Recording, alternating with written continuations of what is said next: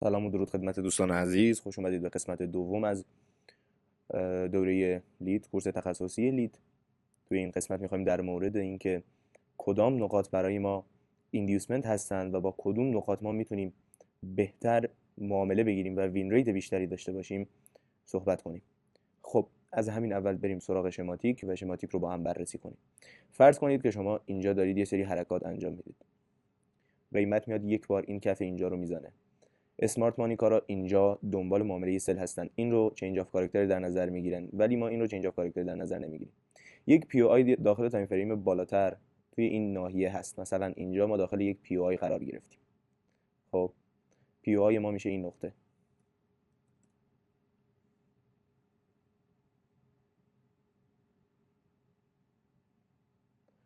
این نقطه برای ما پی او آی هستش. قیمت وارد این ناحیه شده.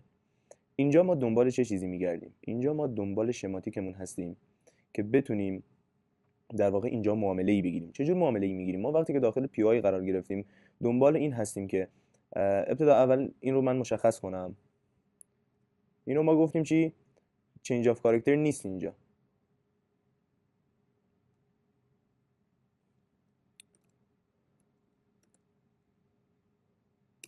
اینجا CH و CH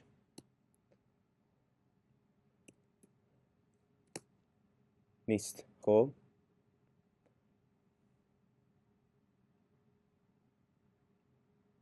اینجا CH و CH نیست و این ناحیه اینجا میشه چی؟ اسمارت مانی ترپ.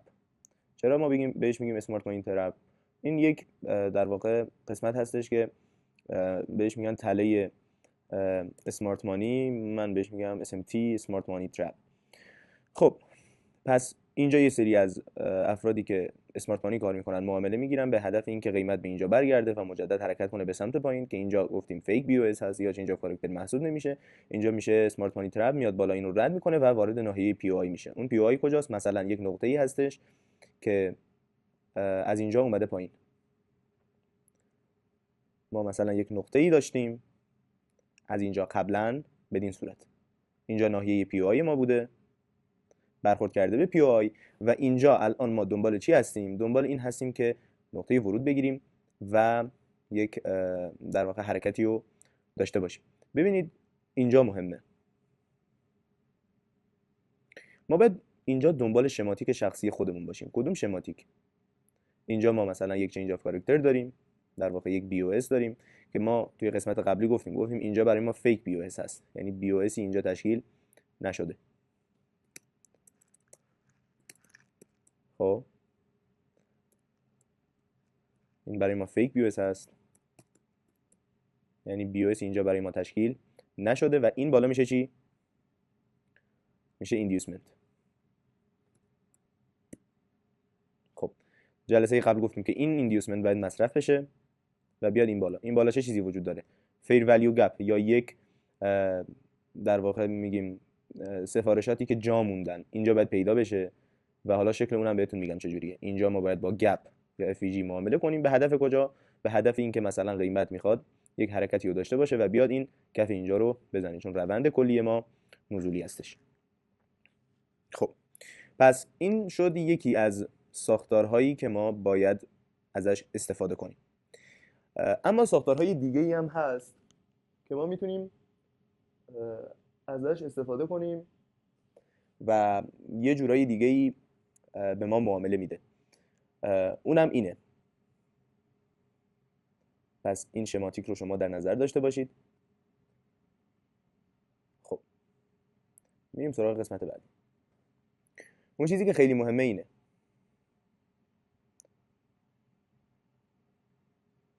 خب.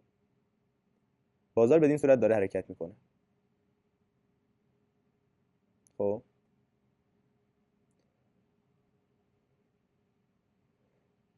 ما اینجا رو کف اول مثلا در نظر میگیریم.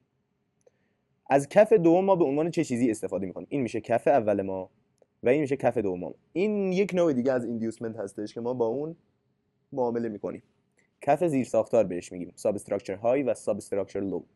خب این رو ما مثلا کف اول در نظر میگیریم. اینجا میشه کف اول ما که حالا رنگشو من سبز میکنم. اینجا هم میشه کف دوم ما که من رنگ قرمز واسش میذاره. خب پس ما از چه چیزی استفاده میکنیم؟ پس اون چیزی که اینجا گفتیم که یک نوع دیگه از ایندیوسمنت هستش که گفتیم فیک بی او اس اتفاق میفته و اون سقفی که مثلا یا کفی که باعث بی او اس فیک شده میشه ایندیوسمنت. این نوع اوله. نوع دوم میشه کف دوم یا کف زیر ساختار. اینجا کف اصلی ما تشکیل شده، این رو ما کاری بهش نداریم. خب کف دوم یعنی کف اول که بی خیال، کف دومی که پس از این کف اول اومده، این برای ما یک ایندیوسمنت هستش. چطور؟ کف دوم بدین صورت عمل میکنه. اینجا باز برای ما یک بی او اس اتفاق افتاده که ما بهش میگیم چی؟ فیک بی او اس. وقتی که اونجا فیک بی او اس اتفاق میفته، این ناحیه میشه چی؟ میشه ایندیوسمنت. پس ما میدونیم اینجا باید مصرف بشه و دنبال یک گپ باشیم یا یک جایی که سفارشاتی خالی اونجا وجود داره، این پایینش انتظار داریم که قیمت به این ناحیه برگرده، اینجا به ما شماتیک ورود بده مجدد. مثلا این سبز تایم فریم 15 دقیقه است، توی تایم فریم 1 دقیقه باید چنین حرکتی به ما بده. الان این رنگش رو عوض میکنم. چنین حرکتی به ما بده، خودش دوباره بیا داخل تایم 1 دقیقه این ایندیوسمنت رو مصرف کنه و بعد هدف ما اون سقف بالایی هست. پس این رنگ آبی هم بشه تایم فریم 1 دقیقه ما. از داخل تایم فریم 1 دقیقه وقتی که وارد این گپ اینجا شد، اینجا هم باید به ما شماتیک ورود رو بده. فیک بی او اس، ایندیوسمنت، مصرف ایندیوسمنت، برخورد به گپ و هدف سقف بالا. اینم نوع دوم از اون چیزی بود که ما در مورد صحبت کردیم. یه نوع سوم دیگه هم داریم که ما بهش میگیم ایندیوسمنت بریکر. از ایندیوسمنت بریکر ما برای معامله استفاده میکنیم. خب یه چیزی هست بدین صورت، مثلا ما توی یک روند هستیم، بدین صورت بوده، قیمت اومده بالا، برگشته به ناحیه بریکر بلاک و بعد حرکتش رو داده سمت بالا. خب ایندیوسمنت بریکر چیه؟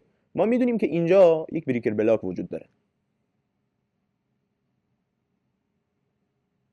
اینجا قیمت اومده داخل بریکر بلاک، رفته بالا. اکثر بریکر بلاک ها که پول بک بهشون وارد میشه به سمت بالا قیمت رو میبرن. ما چجوری ازش استفاده میکنیم؟ من برخورد اول اینجا رو معامله نمیکنم.